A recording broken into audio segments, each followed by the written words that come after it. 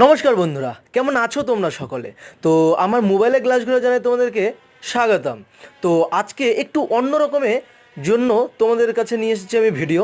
তো সেই ভিডিওটা শেষের দিকে দেখবে, তো অবশ্যই তোমরা খুশি হবে। এবং শেষে রয়েছে একটা মিস্টেরিয়াস। তো আজকে আমি এবং আমার বন্ধু চলে গেলাম ইটাহার থেকে একেবারে চলে গেলাম রূপাহার দিয়ে। তারপরে বলছি সেটা, তো দেখতে থাকো। এই যে এটা হলো তোমার আমাদের মাইল ফলক।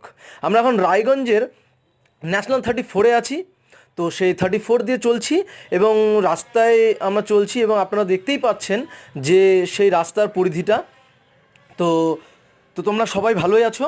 তো আজকে যে আমি ঘুরেছি, আমি এবং আমার বন্ধু যে ঘুরেছি, তো সেই কথাটাই তোমাদের কাছে আমি শোনাবো। তো আমার ঘরোয়া আলাপ, আশা করি তোমাদেরকে কারো ভালো লাগতেও পারে এবং ভালো নাও লাগতে পারে। তবু আমি আপনাদেরকে শোনাচ্ছি, অবশ্যই দেখবে। তো দেখো, এই যে প্রত্যেকটা আজকে আমার ভিন্ন রকম একটা ভিডিও। সেটা কি? সেটা হলো এই যে প্রত্যেকটা রাস্তার মধ্য দিয়ে যেতে যেতে আমরা যে বিভিন্ন ধরনের মাইল ফলক পাই, তো সেটাকে আমি আজকের পাখির চোখ করেছি। তোমরা দেখতেই পাচ্ছ, শুধু মাইল ফলককে আমি ভিডিও করেছি। আর তুমি দেখতে পাচ্ছ আমার বন্ধু মোটরসাইকেল চালাচ্ছে সেই ন্যাশনাল 34-এ। তো শেষটা অবশ্যই দেখো। এবং শেষে রয়েছে একটা মিস্টেরিয়াস। তো দেখো তোমরা বন্ধুরা, খুব ভালো লাগবে, খুব ভালো লাগবে।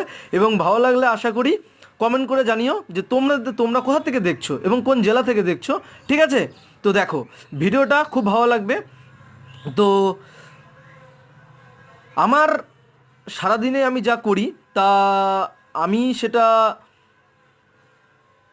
আমার প্রতি সেটা বিশেষভাবে কেউ দেখে বা না দেখে সেটা আমি জানি না। কিন্তু যেটা তোমাদেরকে দেখাবো আজকে আমি, অবশ্যই তোমরা খুশি হবে। তো দেখে নাও বন্ধুরা, এই যে এইটা দেখানোর জন্যই তোমাদেরকে আমি এতক্ষণ ধরে বলে যাচ্ছি, বিভিন্ন ধরনের অগোছালোভাবে বলে যাচ্ছি। এবং অগোছালো বলার কারণ একটাই, যাতে তোমরা বুঝতে না পারো যে আমি এই জিনিসটা দেখানোর জন্য তোমাদেরকে এতক্ষণ দৃষ্টি আকর্ষণ করার সুযোগ নিচ্ছিলাম। তো দেখে নাও বন্ধুরা, এটা হলো সুভাষগঞ্জের বাইপাস এবং এর ওপর এইটা যে ব্রিজটা তৈরি করা হয়েছে, তো সেটাই দেখানোর জন্য তোমাদেরকে ভিডিওটা করলাম। অবশ্যই ভালো লাগবে।